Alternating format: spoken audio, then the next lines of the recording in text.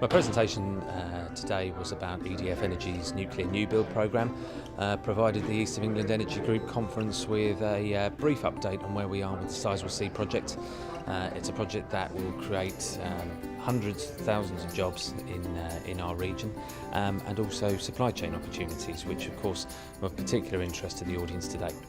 I think that people are interested in the supply chain opportunities that could come out of this, but obviously also very keen because we've got the all energy offer in the east of England. People who are involved in other sectors also want to know how nuclear is getting on, particularly from an offshore wind perspective where we've got major projects in the pipeline. We want to understand how we're getting on so that we can map out exactly how these projects are going to perhaps run in tandem. We are of course going to be trying to upskill through partnerships with FE colleges and local authorities and so on, upskill our local populations and get as many people locally employed as possible on these sites and indeed offshore too. So it's important that everybody is aware of how we're progressing, because there's going to be a huge amount of activity going on in the sector.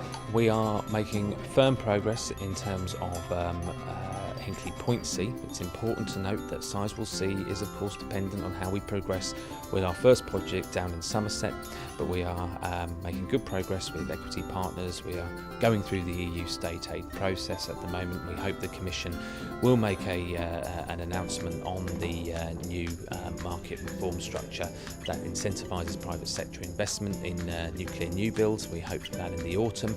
And for Sizewell, crucially, we are really working hard to come out with more detailed proposals for a second stage of public consultation later this year.